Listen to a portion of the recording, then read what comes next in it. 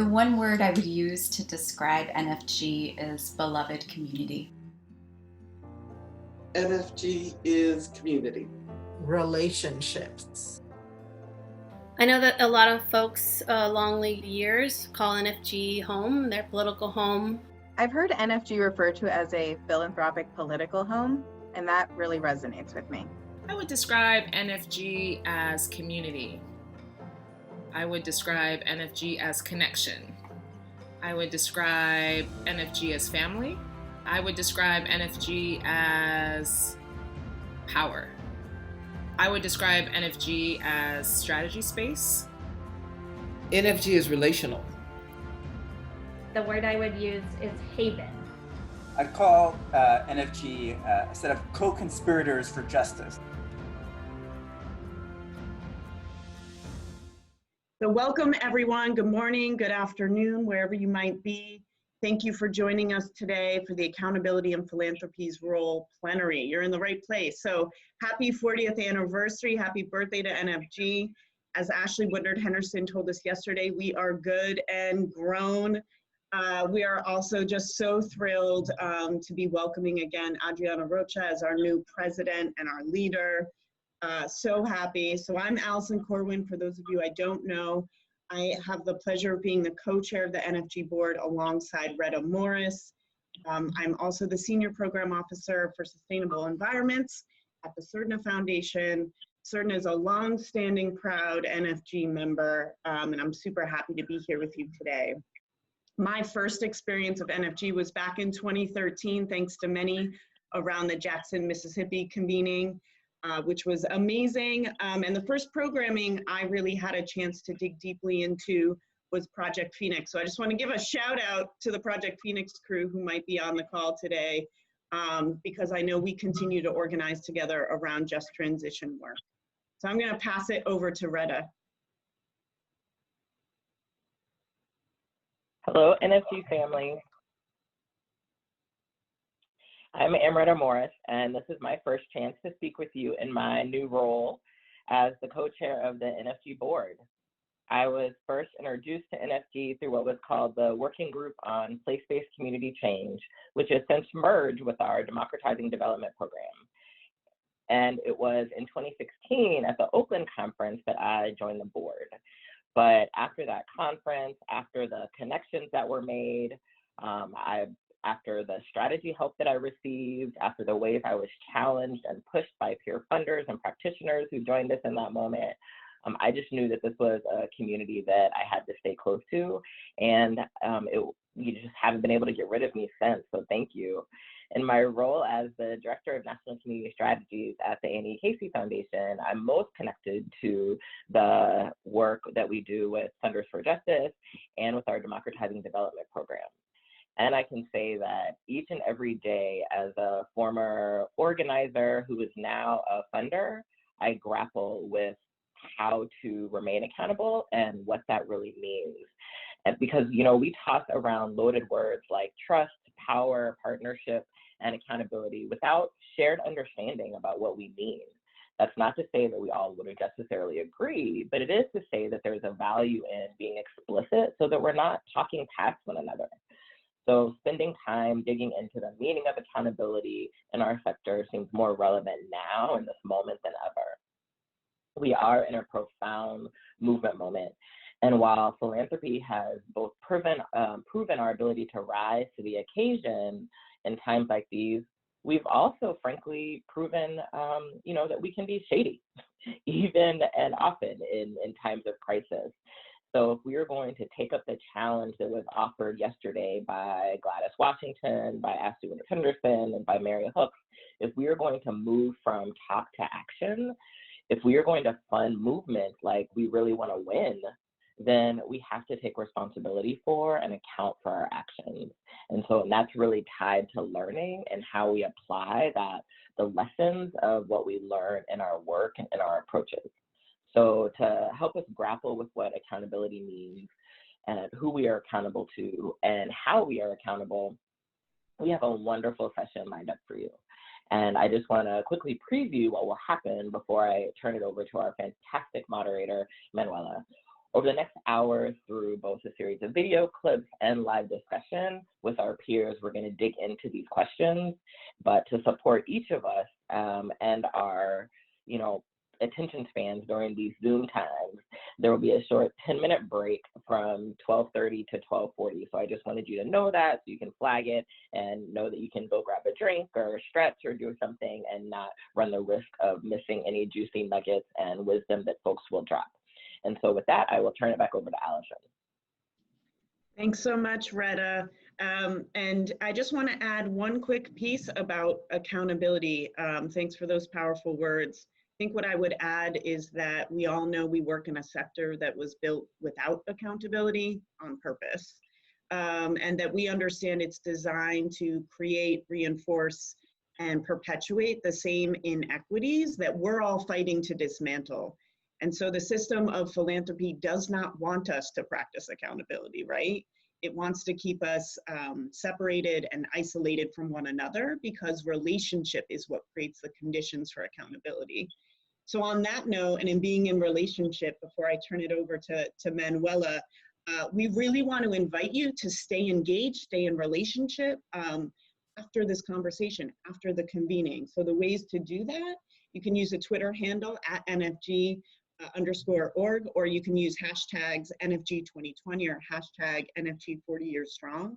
You can participate in NFG any day, all day, join NFG programs, and become an NFG member if you aren't already in it. So you can see on your screen with NFG's programs, NFG is perfectly positioned to help us all continue the conversation within our sector, and also move money to organizations that are at the forefront, like what we heard yesterday, of the movements for social and racial justice.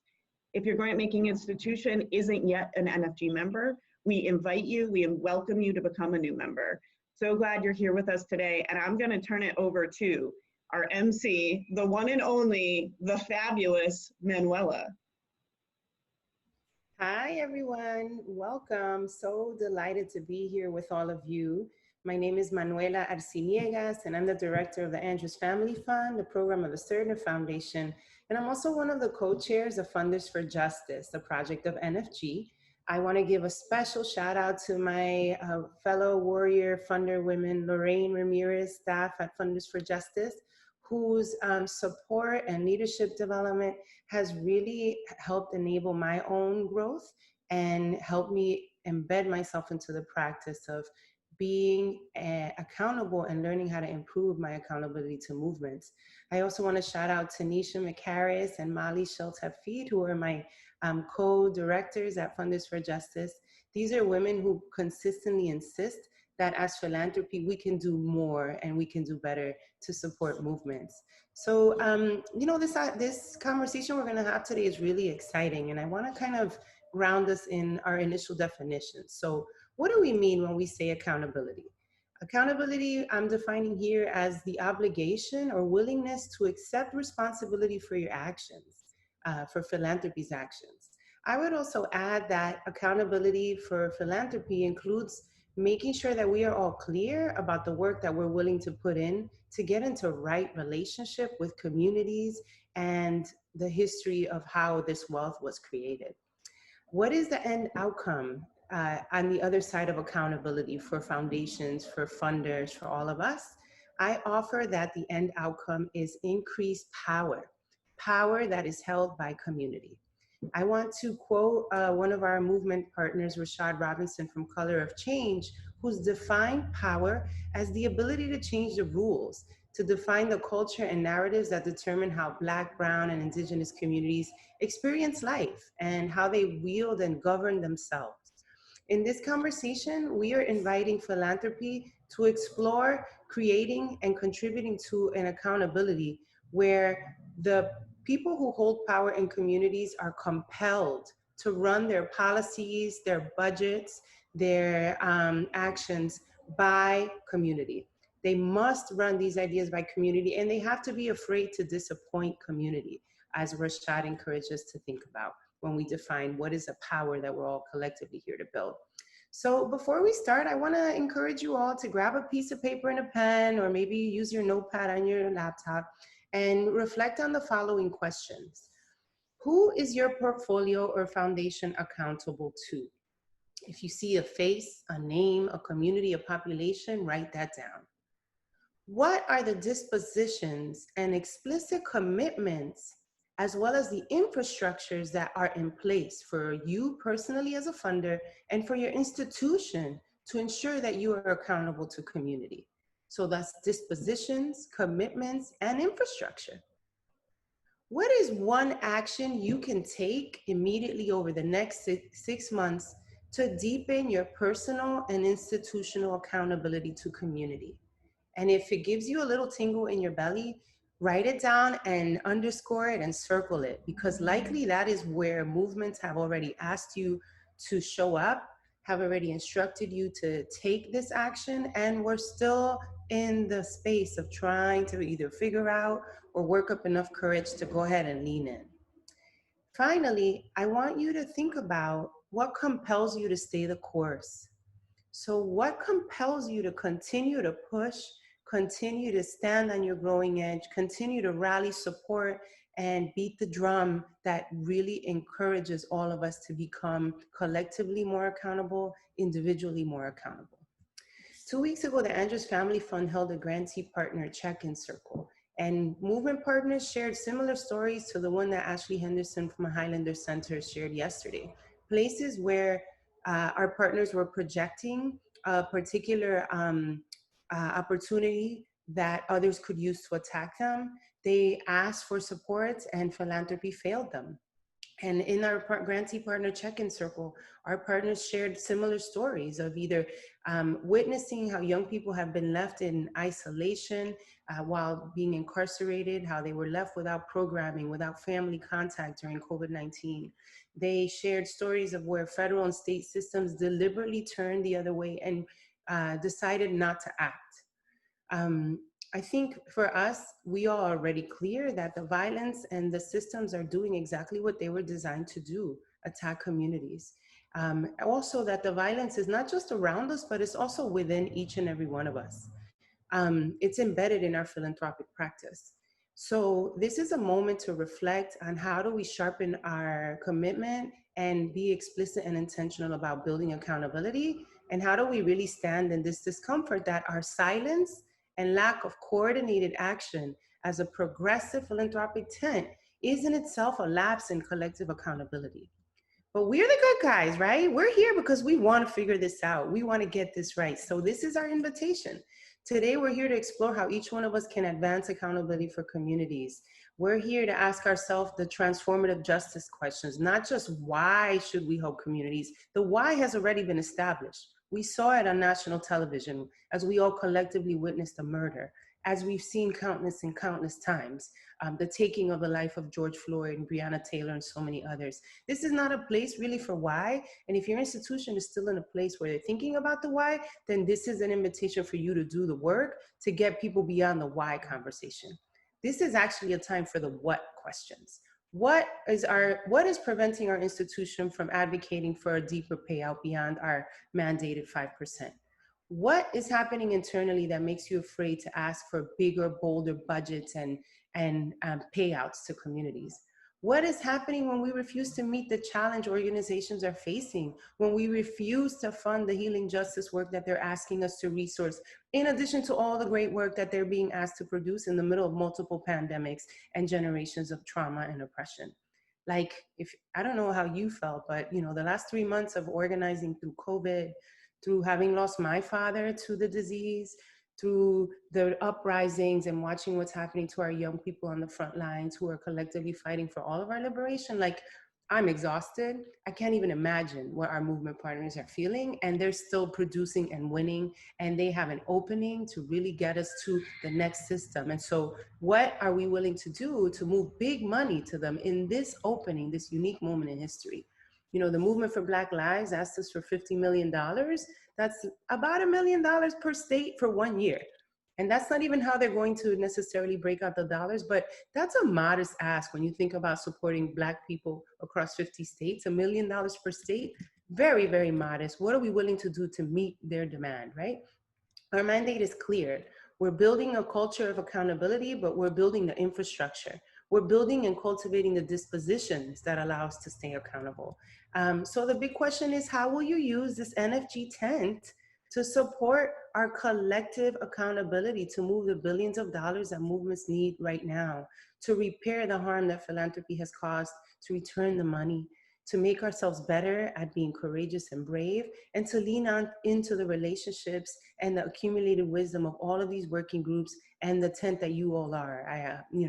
Adriana knows the numbers more, but you are hundreds and potentially thousands of foundations. Like, we have each other, we can move as a block. I dance alone often in my living room when I'm feeling a little funky, but dancing alone is not as fun as dancing together. So with that, I want to turn my attention to our wonderful panelists who are here today to share the stories of the different models and strategies they've undertaken to really lean into deepening our accountability to build power for communities. Let's go ahead and turn to the video first, where we talk a little bit about accountability, and then we'll have Dimple and everybody.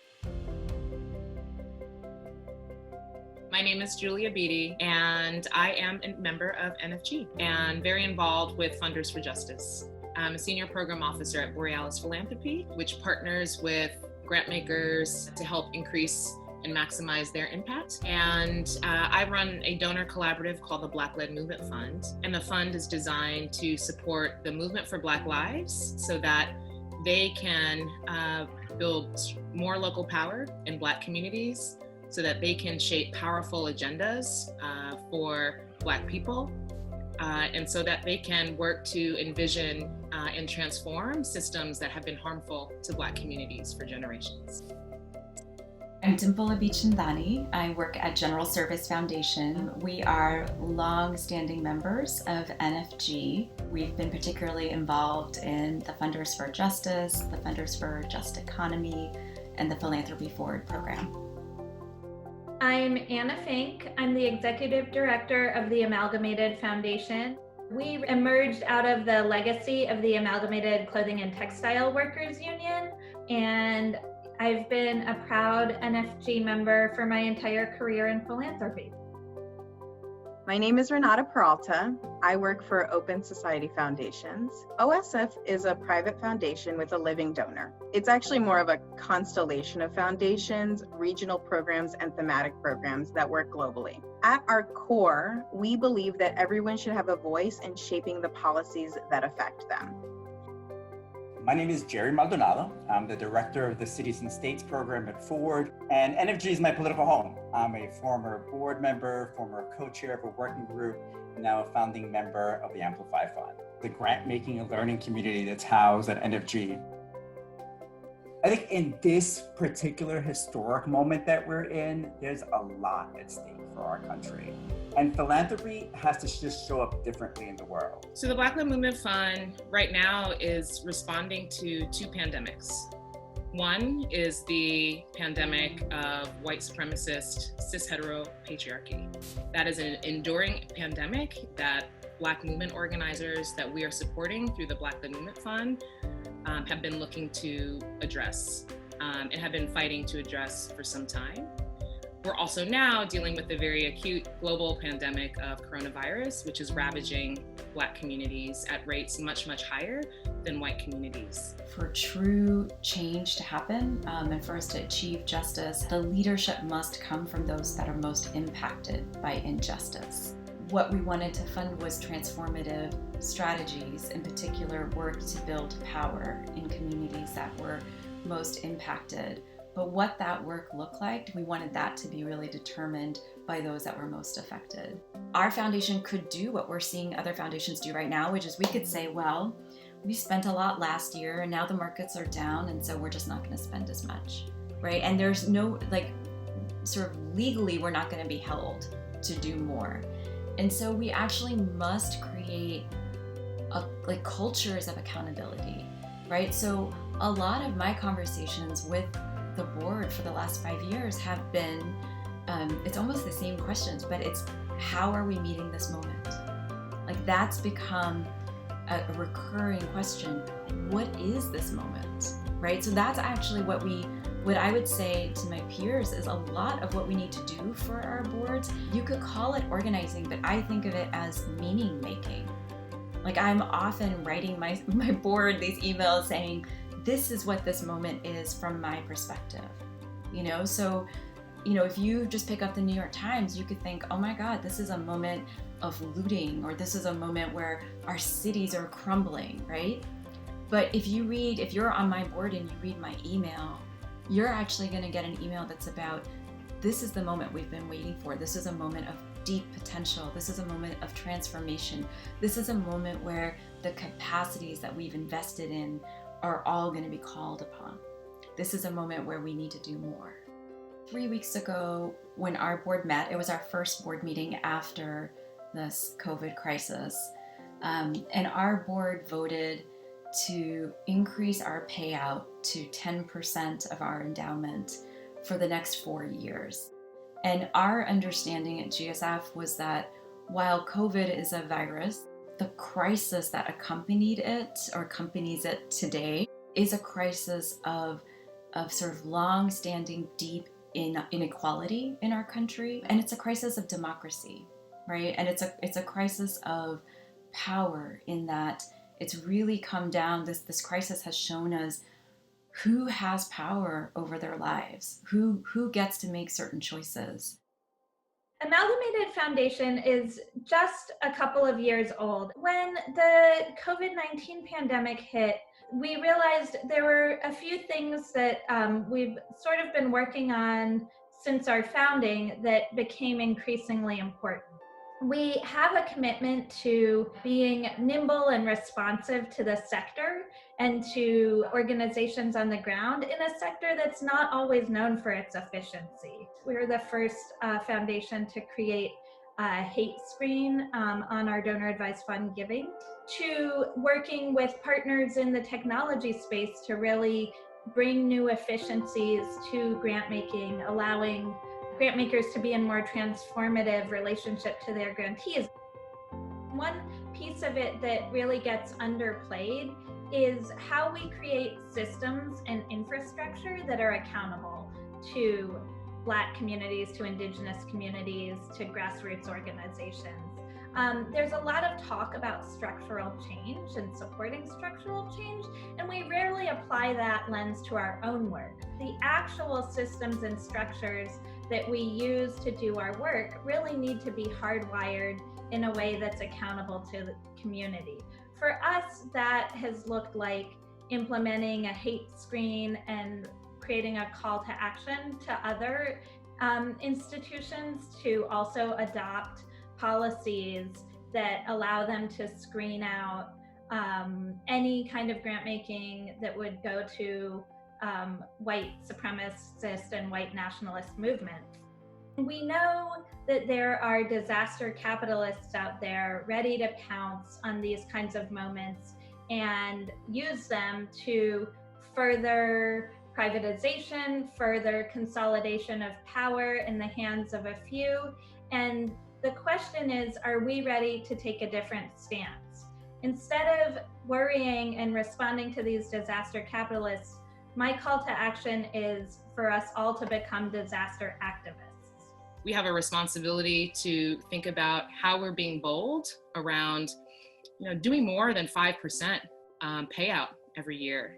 Some institutions are doubling that, and that's still such a small amount, but we can do so much more. And it's not enough to say we funded a number of Black organizations this year. It's not enough to say we funded the Movement for Black Lives already. We need to direct more money to frontline Black and brown communities that are really working at the intersection of some of the greatest challenges of our day. So at its core, Amplify really recognizes that race and power have always fundamentally shaped the arc of development in this country. That our extractive model of economic development has systematically stripped Black and brown communities of their wealth and assets, really subjecting them to cycles of divestment and displacement. And so in response to that challenge, Amplify focuses its investment on strengthening the voice and power of Black and brown communities to challenge the politics, policy, and power that really drive inequality in our cities and states across the country. And so Amplify really serves as a vehicle for amplifying the voices of frontline organizations to shape their own destinies and really bend the arc of development towards justice. And Amplify has really tried to spearhead a set of processes that have simplified the grant-making process and really shifted the onus on us, right, as donors. The first way we practice accountability is by explicitly naming those communities that are pushed to the margins of society, like drug users, sex workers, and prisoners. I think it's also about ensuring that the values we espouse externally are practiced internally. And I think it's important for us to question whether our own staff also see themselves as having a voice in the decision making. But I want to argue that accountability starts in our figurative homes, and unionizing is the first step. Take, for example, our interest in democratic participation. As we do grant making around the world to ensure that potential voters are enfranchised, we need to ask ourselves, do our own staff feel like they have a voice in the decision making at OSF? And one way we practice accountability in this sense is that a union, our union specifically, is pushing for greater transparency, equity, and participation at all levels of our organization. There may be some union naysayers out there, especially in philanthropy. And we heard those arguments when we were unionizing within OSF too. We are very privileged, and we're not denying that. Aside from unionizing, helping to address issues of equity or hierarchical decision-making structures, or the alignment between values and practices, by changing the nature of our relationship with our grant makers so that now we're in the struggle together, that changes the nature of our accountability. Unionizing also puts us in the position to actually shift the labor movement towards more social justice. We know historically there have been problems with the labor movement and its relationship with communities. Our culture in philanthropy is one of incredible politeness amongst institutions. Our sector was developed to not be accountable. So this is my call to all of my friends, all of my peers in philanthropy. And it's this, that kind of to really meet this moment, we should all be thinking, like, what's our biggest ask? What's the biggest thing we can do in our institutions? And then we should pause and we should say to ourselves, and should we do more? Create bolder solutions. This is the time when we need to go beyond our 5% traditional payout, when we need to rethink the systems and approaches that we've taken to grant making and think beyond grants, think beyond small dollars, and come up with big, bold solutions in partnership with the field. Here in NFG, if you're not sure what to do, we can help you. But no more wasting the time of leaders, no more wasting time of organizers without offering anything of value, which is resources and money in grants. Flexible grants, unrestricted, long-term, do better. Justice demands courage from our sector. So I call on philanthropy to get off the sidelines and leverage all our assets to build the power of communities to transform this country from the ground up. Period. Exclamation point.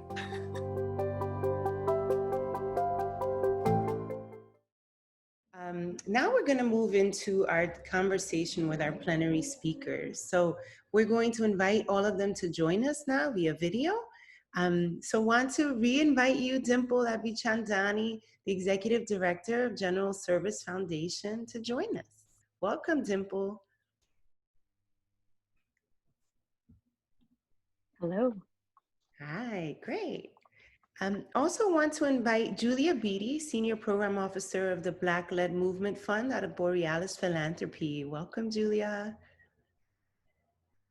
With us also is Anna Fink, the Executive Director of Amalgamated Foundation. Awesome, Anna. We are also welcoming, bienvenido, to our good friend Jerry Maldonado, the Director of Cities and States out of the Ford Foundation and with the Amplify Fund. Saludos, everybody. Hey, Jerry.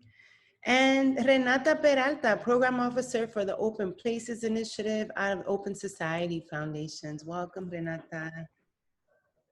Fantastic. So we will have a short Q&A with our speakers, and then we will move into a collective Q&A with all of you who are participating. So Let's hear directly from some of our really wise colleagues who shared a little bit about how they helped advance accountability and philanthropy. So, Dimple, I'll start with you. You, in the video, you talked a little bit about how you helped strengthen a culture of accountability at your foundation. Can you tell us a little more about how you did that?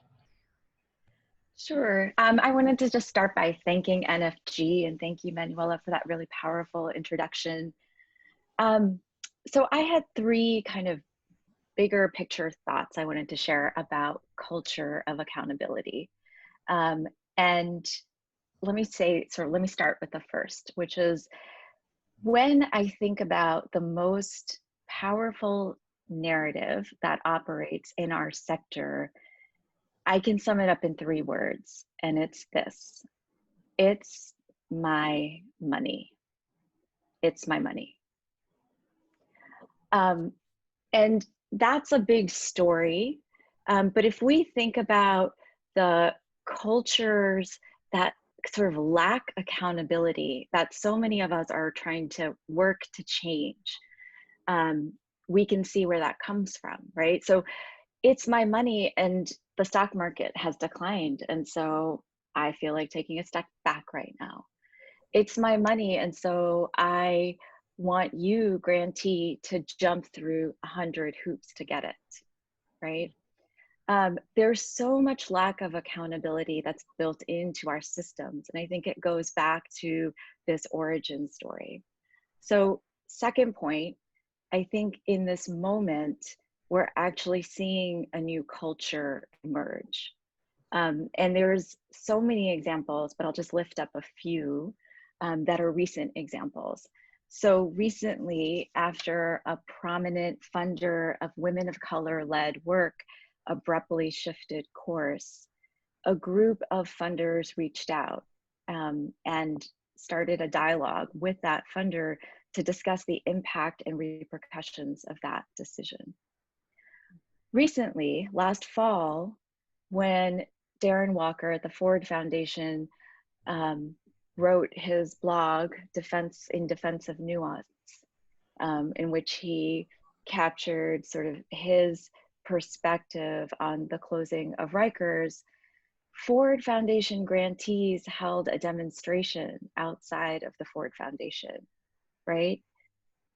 To sort of show their position on abolition.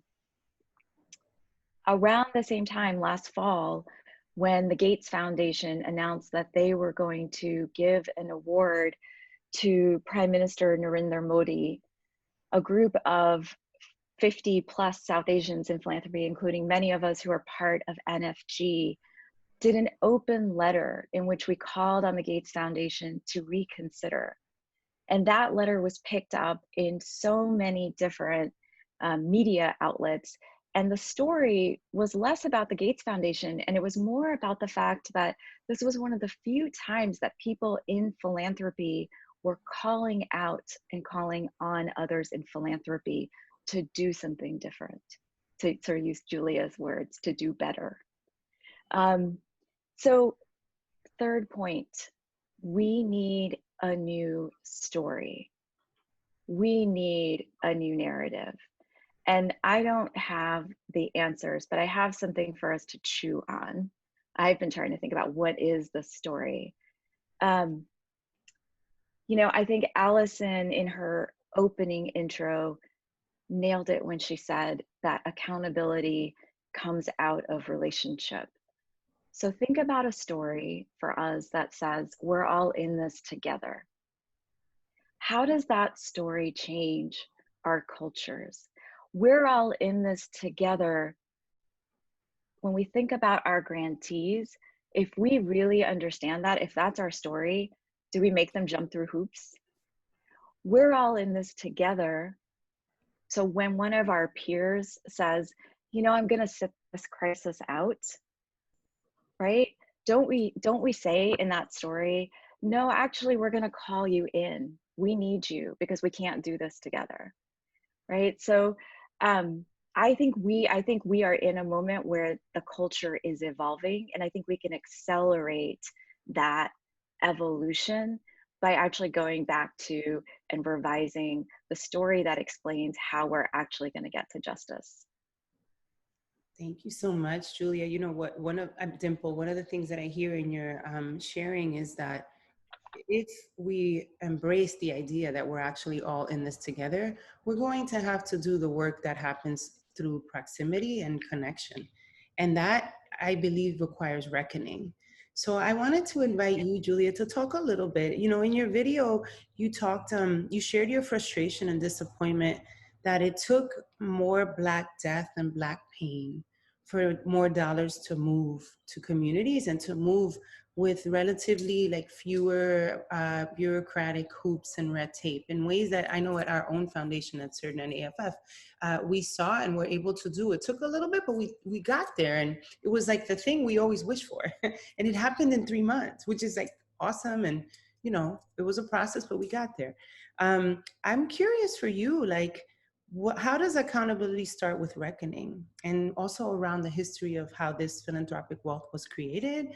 What do you want philanthropy to know, and how do you want them to reckon, and then what should they be doing differently? Thanks, Manuela. You know, it was actually a white funder at the Black-led Movement Fund donor table who had this realization at one of our donor meetings when I first took on managing the fund, that Black people have to die for funders to act. And it really kind of spoke to what I'd already been feeling and observing as one of my biggest heartaches and frustrations in the sector. Black people literally have to die before philanthropy decides that Black people, Black organizers, our communities and our organizations matter and are worth resourcing, right? And the data backs this up. Black-led movement groups have been receiving paltry resources and paltry support, and it's even more disrespectful when you think about the roots of these resources and the unearned wealth that many of us now control. And so few of those dollars are actually going to Black movement organizing.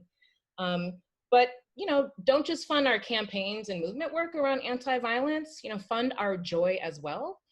Black movements lead with joy. However, so much philanthropic giving, particularly in moments like these that we're in now, a lot of our investment is very narrowly focused around project support for work to counter street violence. But Black movement organizations are also focused on community resilience, on safety, and they're integrating arts and culture into really vibrant organizing strategies. So support Black movements and our infrastructure, not just in moments of crisis, right? That's one piece. And, you know, we're bearing witness to this really incredible moment right now of uprising. And, you know, the young people say, keep that same energy. And philanthropy to also take a look inside and really think about the kinds of risks that they're willing to make inside of their own institutions that can match that same energy that movement leaders are taking in this moment. And let me also just say, we are still so relatively privileged in our role as funders because Black organizers are literally dying on the front lines. Many of you probably may have heard what happened in Louisville just a few days ago, the death of organizers who've been, you know, still trying to get some kind of justice for Breonna Taylor. So we need to look inside of our institutions and figure out what that looks like for us. You know, can we increase our payout of our endowments, right?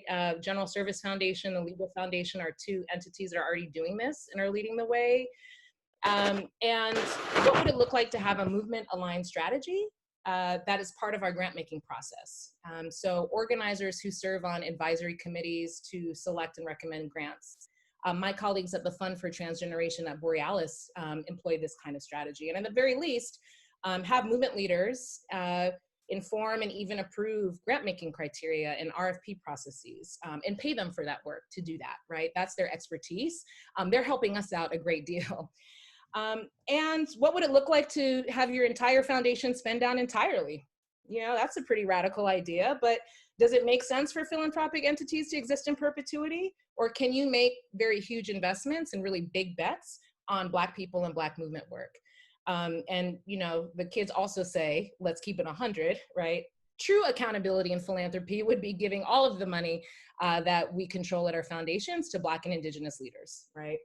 And then also, what is our own personal commitment to our work inside of our institutions to, dismantle whiteness, to address this heteropatriarchy. What is the learning? What is our own personal development plan in this way? It's exciting to see an uptick in resources coming to Black organizations right now, but and there's a great deal of interest from folks who haven't funded this work before, but these boom bust cycles of giving is not helpful. So, giving, we've been seeing these trends over and over again. We saw it after Ferguson. Giving to Black movement organizing tends to happen in moments of community unrest. There's an uptick in funding, but then funders pull back away. And organizations need long-term support to counter these kind of boom bust cycles. And again, keep in mind the context of this work, this Black liberation work. This is a 400-year struggle at this point. So your 1 year general operating support, you might pat yourself on the back because it's not project, it's general operating, it's flexible, but it's pretty small in the context of the scope of the work and the challenges that Black folk are facing. And this is Philanthropy 101, but I think some of us might need to go back to school for a refresher course, multi-year grants, flexible support. And I'm not really sure what it will take for funders to actually really do this. Organizers tell us this all the time, and perhaps it's a testament to our lack of will inside of our own institutions to make even these tiny shifts. I'll also say something that I've been witnessing has been really disturbing in this moment when there's been an increase in interest in Black movement work, is that there's been a lot of extraction of labor and time of Black leaders and organizers without offering anything of value. And that's never been helpful. It's especially not helpful now. The best thing that we can offer movement groups right now in this moment, and the most thing that we have to offer value is money. And I'm seeing a lot of folks taking up precious time of organizers and resources, doing a landscape analysis and a scan. Well, the scans exist, the infrastructure exists. And if funders want to be in service in this moment, then they should move money immediately to Black-led movement organizations that have already developed the infrastructure and have built significant power in their communities. And what's so beautiful about this moment is that we are witnessing a number of victories that have only been made possible because of the tireless work of Black organizers for many years now.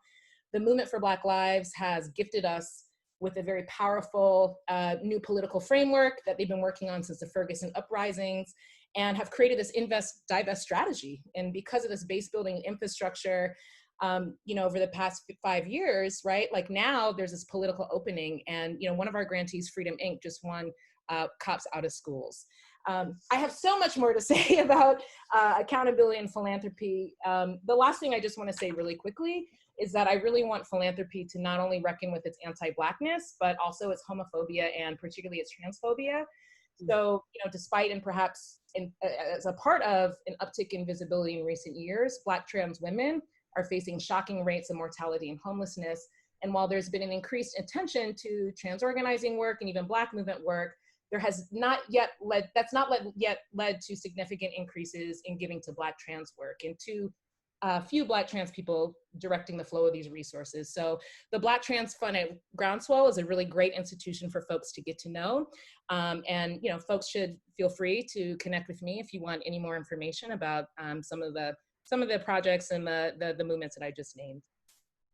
Thank you so much, Julia. I mean, one of the things that pops out at me from what you're sharing is that many of us have heard all of these steps and recommendations before, and where we start to trip is like, how do we put them into action? So I want to acknowledge the question that came in through the chat earlier and turn to Jerry. I mean, Jerry, your work with the Amplify Fund has really helped model for many of us. What are the concrete steps and practices and commitments that a fund and a donor table can make to actually put our values into practice? Can you tell us a little bit about what's different about Amplify, and how did Amplify really deepen a commitment to embodied accountability for movements? Absolutely. Gracias, Manuela. So I think I want to start off where Gladys Washington left off yesterday, where she challenged philanthropy to take a hard look at ourselves in the mirror and to be honest with what we saw.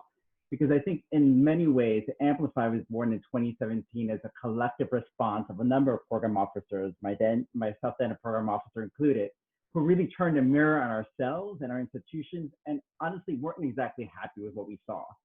A lot of us at that point were still reeling from the pain of one of the most challenging elections in history, where we saw all the forces of xenophobia, racism, misogyny unleashed. And as we sat back in our home institutions in our own positions of privilege and power, I think many of us felt a profound disconnect with what was happening in the world and how we were being asked to show up inside our own institutions. And it felt like as if reality had just blown up. But when we walked back into many of our institutions, we had to recompartmentalize ourselves and really respond to the world in the very narrow kind of issue-based silos that we were working within before the election, which many of us thought, frankly, were kind of ineffective and really restrictive. But then, like now, I mean, I think we all knew at that point that we were facing a set of interlocking existential crises. And I think that this was, clearly raised yesterday's discussion, and that these interlocking crises really required us to get out of our comfort zone and address the more fundamental issues of race, power, gender that were driving these cycles of displacement and divestment in lots of the communities in which we're working. But instead of just responding then as kind of individual institutions, many of us felt that what we actually needed was a collective response, a collective philanthropic response that would help us individually free ourselves from some of the restrictions and power dynamics that we were running up against in our own institutions. So power is manifested in multiple ways, and within institutions, power is manifested in different ways. And so we did what we know how to do best. We organized and we partnered with NFG to kind of launch its first and only pooled grant-making fund. And that program, the Amplify program, really gave us and gives us an opportunity to invest in strategies that center community power building and racial justice as key drivers of equitable development and just reinvestment. And so, Manuela, I think, what makes Amplify unique is a few things. One, it's that it was intentionally set up to help us challenge many of the power dynamics that limit our ability not only to share, but I think to cede power to our grantees and movement partners. And so it does this through a couple of ways, right? We try to do it through our grant-making processes, our strategies, and our group norms. And so for Amplify, we first start by shifting power by really re-examining kind of where we fund and how we fund, right? So we first recognized that we needed to invest in places where philanthropy typically doesn't go, right? And that we need to do it in a way that's locally led and guided by movement leaders, right? Who are in the best position to define the kind of strategies that they need to affect change. And so that led us to focusing our investments in 8 locally specific grant-making strategies in places that typically don't receive the money or the love, like Puerto Rico, Eastern North Carolina, South Carolina, Nevada, Missouri, Eastern Pennsylvania. I can go on and on. But these are places that, again, have historically been kind of starved and deprived of the kind of philanthropic resources that are necessary to affect change. And as part of our process, we really wanted to make sure that we were centering local leadership and that local leadership and strategy was defining kind of our work. And so right now, in each of our grant-making places, the strategy is driven by a set of local strategy advisors that's primarily made up of Black and Brown social justice leaders, advocates, and allied funders. And I think to Julia's point, so as not to be extractive, right? From the very beginning, when we engaged our advisors, we provided $25,000 honoraria, just to give them kind of general operating support as they help us kind of understand the policy and political landscape that drives inequality.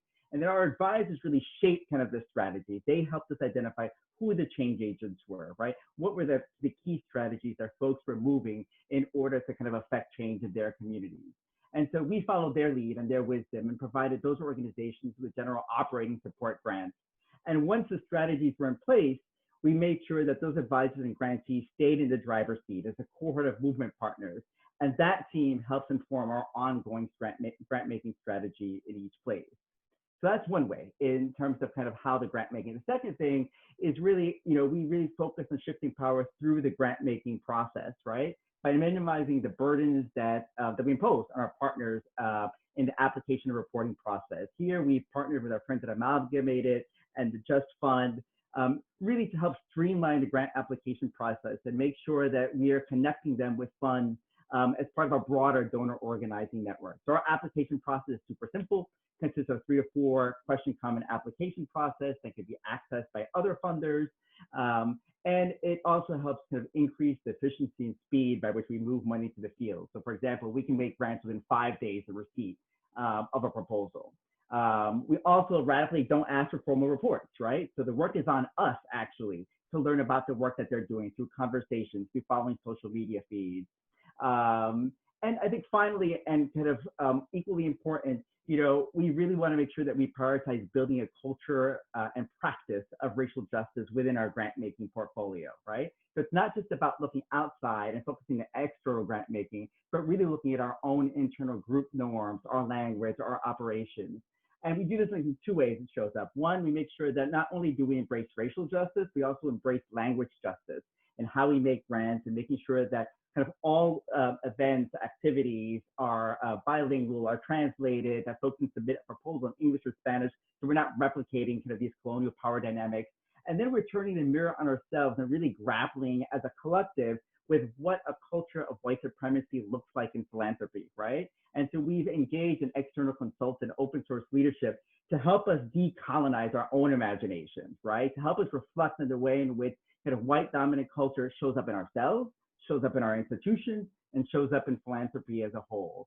And through this process, we're hoping to set a set of goals for ourselves and our institutions and Amplify to really kind of operationalize some of these norms. And I'll just end by saying that, we hope that Amplify can continue to contribute to kind of transforming and challenging the culture of philanthropy, to really kind of recalibrating how we think about risk and reward. And I think as Ashley Mary said yesterday, really making sure that we're taking the risks that are worthy of the courage of our people. Thank you, Manuela. Thank you so much, Jerry. You just made really clear the fact that the work is as much what we're doing, but how we're doing it. And I just want to lift up one of the challenges I think we're perpetually facing, which is how do we encourage and hold space for, let's say, boards to engage in the training and the restorative practices to get in touch with the emotional, psychological dimensions of what it means to hold power and have white privilege.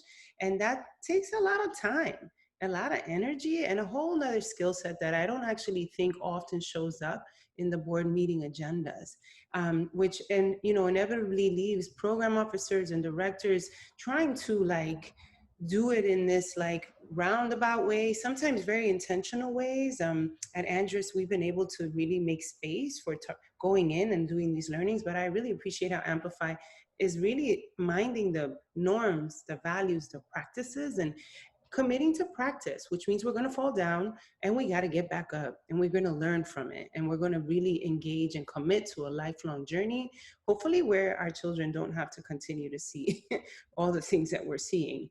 I want to turn, Anna, to you. You work with donor advised funds. You were able to get folks to explore increasing their payout rate. And in your video, you talked a little bit about disaster capitalism. I was on the phone the other day with Xiomara from the Maria Fund out in Puerto Rico, and she lovingly and gently reminded me, Manuela, those dark circles you have under your eyes around doing work from home over COVID-19, we've been in a disaster for multiple years. We still have earthquakes every other day. So this is the world we've been operating in, and we have a ton of learnings about what it means to move work in the middle of this type of ecosystem. So just curious, can you talk a little bit about what did you mean by disaster activism, and what is the way of being that we need to embrace to really move through it? Yeah, thank you so much, Manuela. And thank you to all of my fellow panelists here on this really powerful and insightful conversation. And I also just want to say congratulations to NFG on 40 years. What a moment, and what an incredibly important time to have a venue like NFG for us to have these conversations. I want to talk a little bit about disaster activism, and I think all of the things that you just mentioned, payout and everything else, are really connected. The kinds of activism and action that we're seeing right now in response to overlapping pandemics, include things like the visionary leadership of the Movement for Black Lives in bringing the demand to defund the police to reality.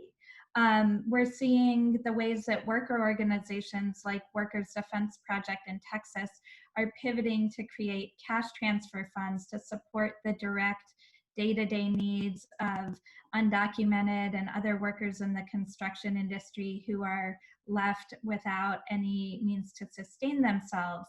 And then taking that pivot and rethinking it as an exercise and a way to build a list to engage voters in the critical upcoming electoral cycle.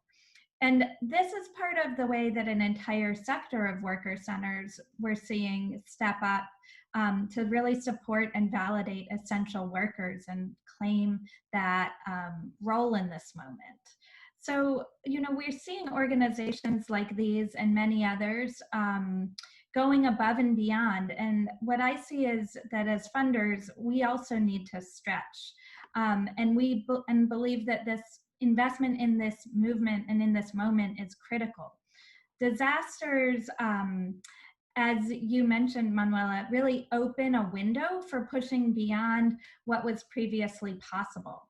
I want to quote my Philanthropy Forward colleague, Latifa Simon from the Akhenaten Foundation, who says, this is the moment to max out to the movement, to borrow, a term and a phrase that we use in the political realm. It's the moment that we need to max out.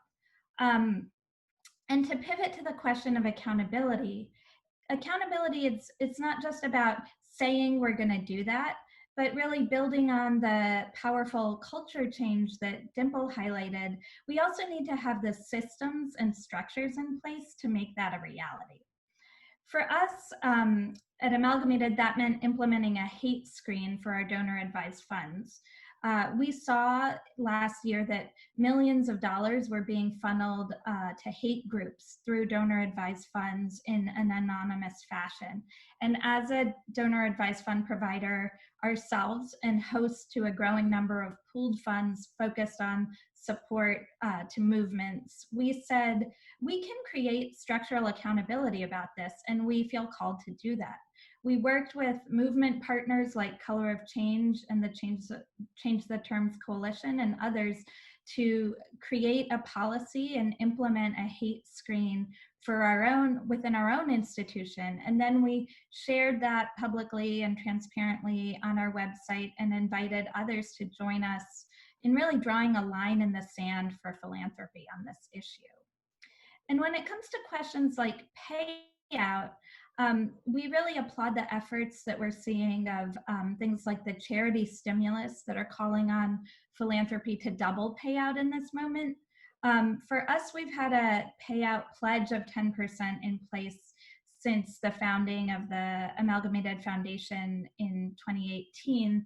And frankly, in this moment, we're seeing a payout rate of closer to 50% within our donor advised fund community. And, I think that's because we're part of communities like NFG, we're part of these kinds of conversations, and we really believe in growing and building on that, and that it's the moment to lean into that approach. Thank you, Anna. Right now, you guys are the point guards on the team. We're loving that. 50%, yes. Special, my hat goes off to our friends at the Hazen Foundation who just said, we're going 100 and we're doing it now in support of youth organizing and youth leadership. And we know that's no easy thing to do, but we're really excited that that's actually what it means to show up for movements right now. And so creating a container where we can talk about what that means and how we would need to shift collectively, or even having the courage to just put the topic on the agenda, guys. That's the work, right? And I think for some of us, and I am not excluded from this, it really means trying to be in right relationship with yourself and struggle through those moments of courage, of speaking up, of inviting, of calling people in, of organizing and seeing who's with you to try to figure out how to do that. And that's actually one of the things that I really appreciate most about the NFG tent. This is a place for those of you who are listening to find your people and strategize and get support to keep pushing. I want to turn to Renata, our amazing speaker, our last speaker on the panel. Renata, can you tell us, you covered a topic that was very exciting. My eyes went up when you said unionized philanthropy. Tell us the story of how OSF did that, and what was the impact to staff since you all actually held up the banner to say, Let's turn our values and our practices inward and take care of our people within. Yeah, thanks, Manuela, and hi to everyone in the cyber world. I am going to talk about internal accountability, unlike the other four panelists, not because I think it's more important than external accountability, but I think it's because we actually have control over it.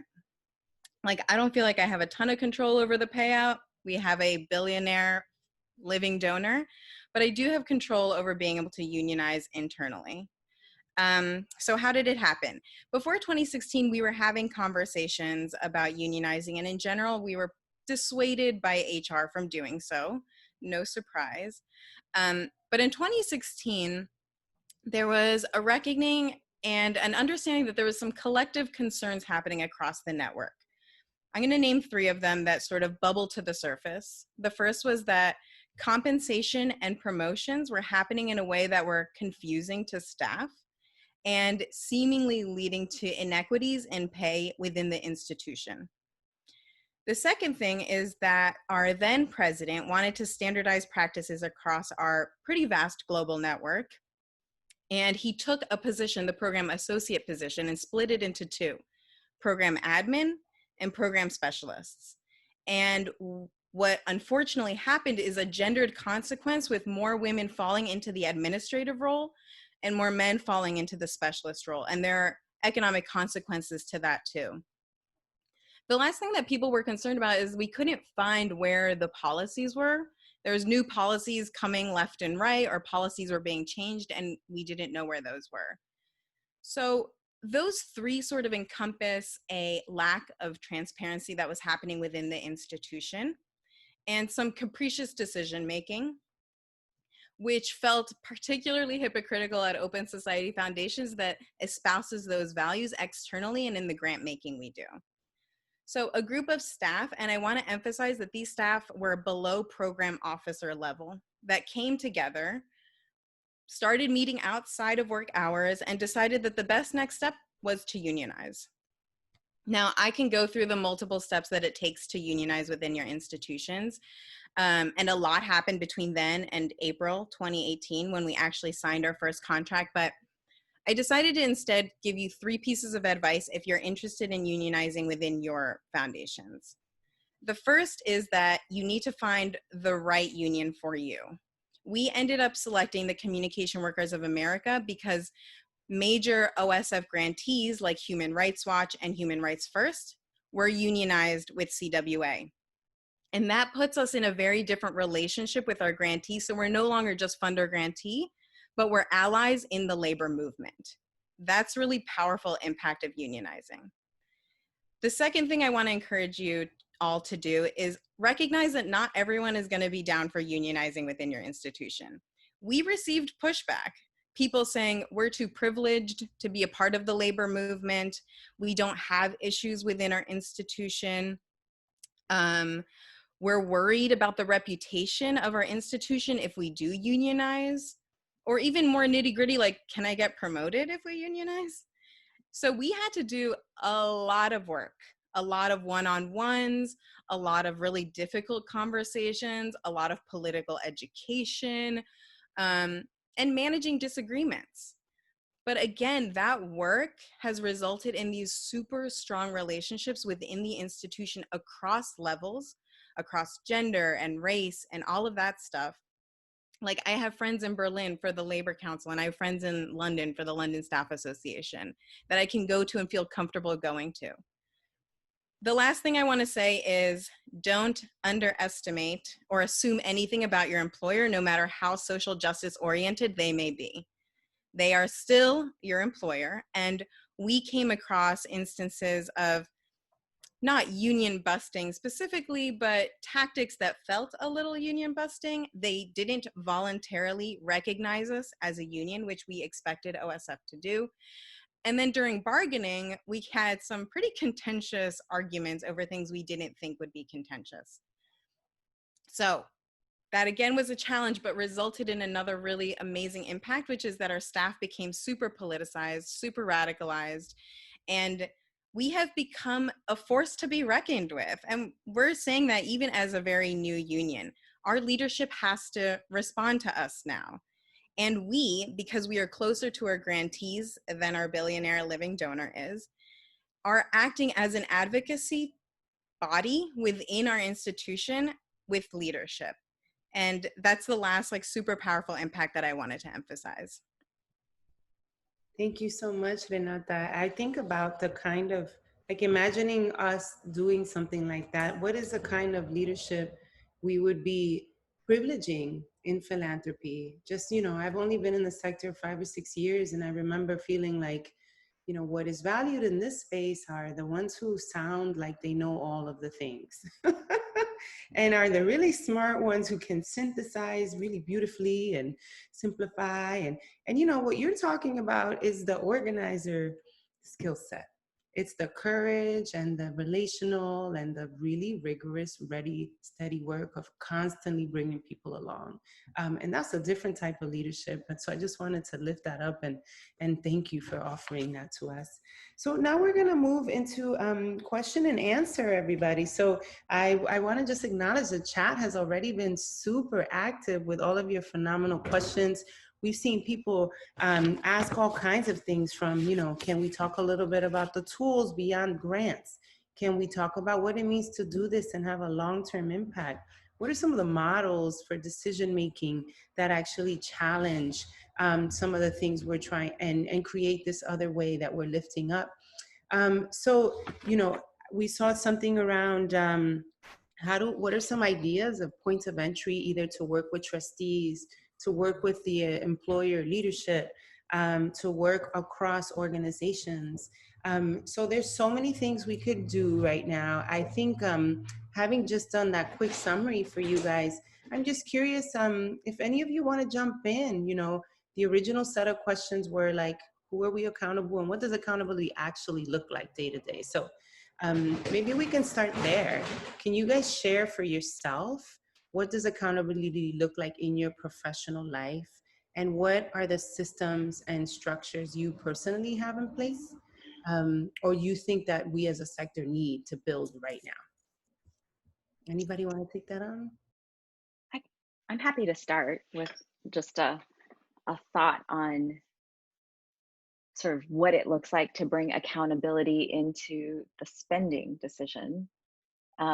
Right? So I feel like both in the chat and then even in this conversation and in this moment, we're talking so much about payouts. And I think one of the least transparent aspects of our sector is actually how foundations make their spending decision. And so I just, this is something that I've thought about and done a lot of work on, because I was actually really surprised when I kind of came in and as a new ED and sort of realized that most foundations have a spending policy. Like they actually mostly have a way that they make this decision. It's not transparent, it's not accountable, and it usually doesn't include much that is happening outside of the doors of your foundation. Right? So to me, it's an example of like a structural lack of accountability because it's an internal practice and policy. And it's often, I think people would be surprised to learn that it's often simple math. There's like different ways that people do it, but so many foundations basically slice and dice the 5%.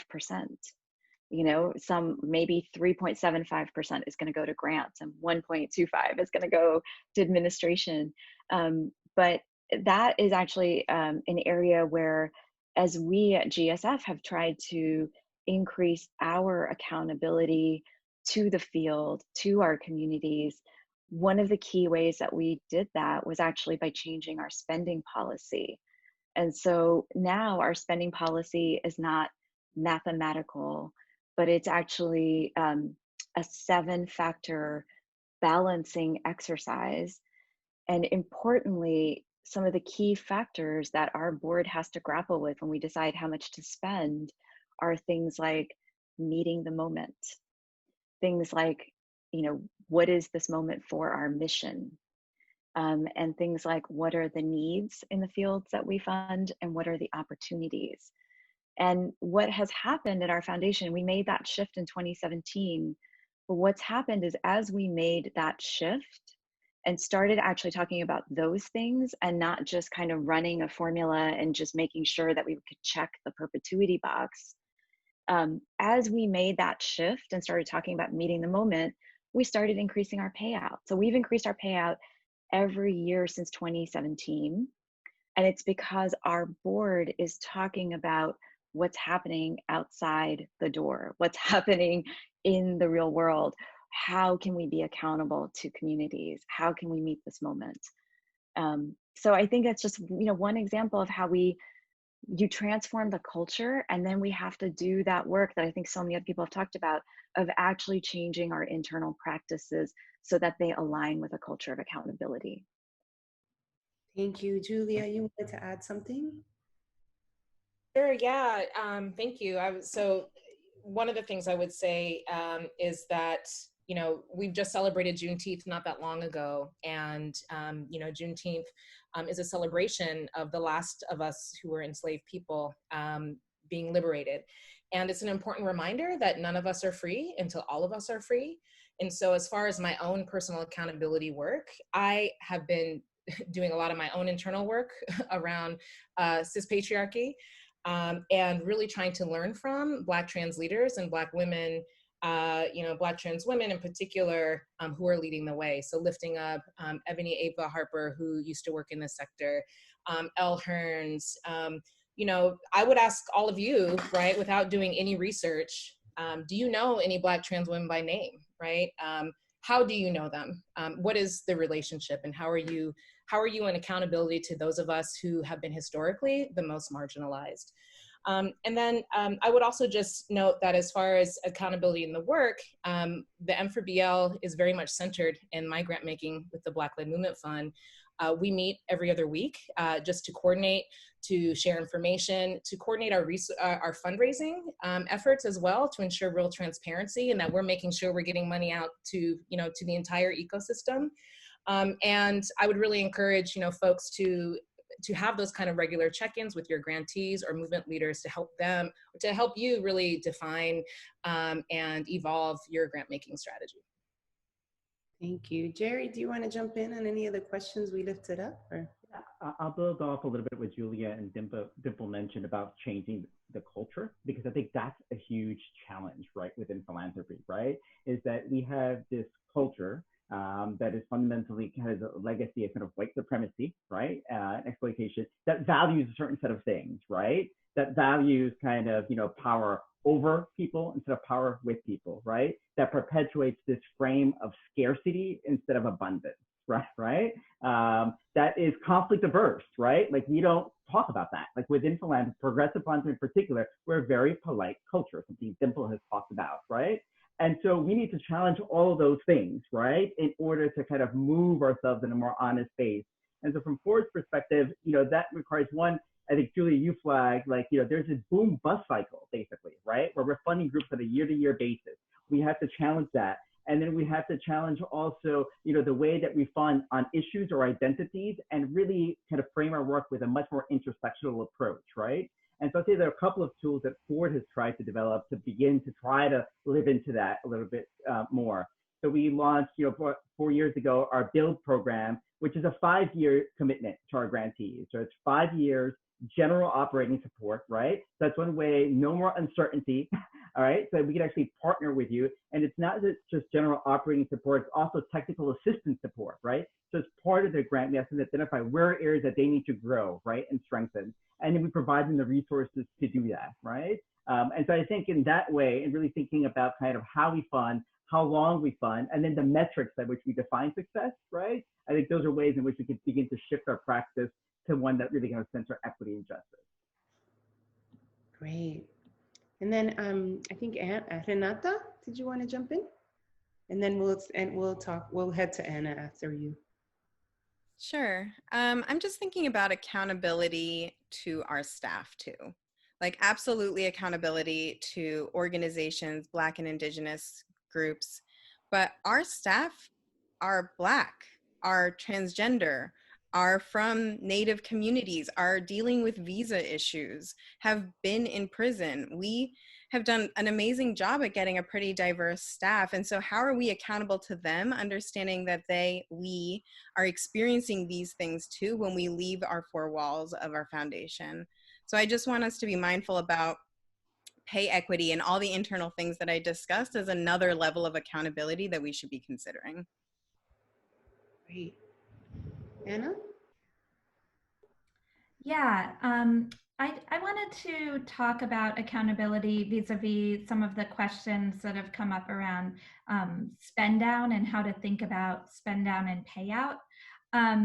And I think one of the ways that we can think about that in an accountable way and in a way that has a longer term horizon than just the critical needs of this moment is to invest in sustainability for our organizations and for our movements. And that could look like investing in independent revenue generation to break the sort of subsistence approach in the nonprofit sector and the dependence that the sector has on our philanthropic institutions, which we've just talked about are entirely unaccountable. So like we've been a part of a project called the Independent Revenue Generation Hub that was spearheaded by the Solidago Foundation, and are looking at examples, models that are coming out of the field and how we can both invest in and resource those models and really lift them up to think about scale and think about sustainability in a longer term way. And also, as part of that, are really thinking about the way that we invest in systems that support more financial independence. We've seen, for example, our sector at real risk in this moment. Even as federal dollars have been flowing through PPP loans, many of our movement organizations and grassroots organizations have not even been able to access that money. So we also are thinking about ways and how we can establish more resiliency in our system as a whole, so that in these moments, our organizations and our movements are prepared and able to take advantage of that kind of thing. Thank you so much, Anna. And you know, as we wind down this plenary, I want to just return to our original invitation for everyone who was listening. And it was really encouraging you to create space for your personal inquiry. What does accountability look like for you? What are the dispositions? What are the structures? What are the tools you can use beyond the grants, which you heard on this call today? And then what compels you to uphold your commitment? So I know for me, you know, I'm off and on with my workout regimen, everybody. But one of the things I know is if I don't put it on my calendar, it's not going to happen. If I'm not in dialogue with somebody who loves me and cares for me and can remind me, hey, you said you wanted to do this. What's going on? It's not going to happen. And so I just want to encourage you to like name your support team right now. And if you don't have anybody on your squad, NFG can be your squad. There's 6 working groups. We are collectively thinking about what does it mean to move as a coordinated block. We're going to be engaging in the process of mapping our field and really looking at who is leaning in and going and doubling down on communities and moving money, who could do more, who is actually an obstacle or a barrier, and thinking about getting in relationship with each other and supporting each other to do that hard work internally at our institutions and then coordinate it and collectively. I encourage you to plug into the existing funder tables that were lifted up on this call. Jerry and Julia named quite a few. Please join them. It's really powerful what we can do together that's harder to do individually. And then name your commitment. And remember what compels you when you feel overwhelmed, when it's scary, when you're getting resistance, which is natural. Power was never conceded willingly and must be gained and must be organized for. So we just want to support all of you who are listening, who are already on the path and in community with us to do that. So we're going to end our plenary really with deep gratitude for all of you for showing up for communities in this season. We often get beat up for like doing what we can, but we need to do more. Yes, we know that. And also just want to acknowledge that you're doing what you could do, and let's do better. We're all in the journey, and we're all committed and can support each other to do that. So let's head out with our calls to action. So for those of you who want to jump in and figure out what to do next, check out this video created by our panelists and learn how you can lean in and deepen your pledge to accountability.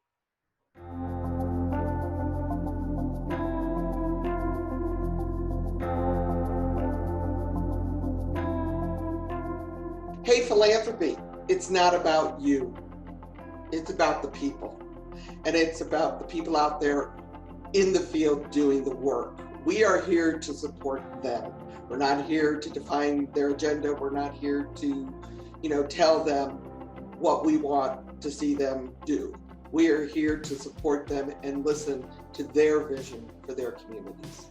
My call to action for philanthropy is to listen, to learn, and to do for justice. As funders who fund racial, gender, economic, and climate justice, my call is to act now, to commit to align your words and actions, to trust and follow the leadership of Black organizers today, and to fund for the next generation. My call to action to philanthropy is this, is to, one, show up in this time in a collective way. Two, is to look at itself, put a mirror upon itself, and be honest about what it sees. Three, is to use the capacity, the wisdom of people who do this work.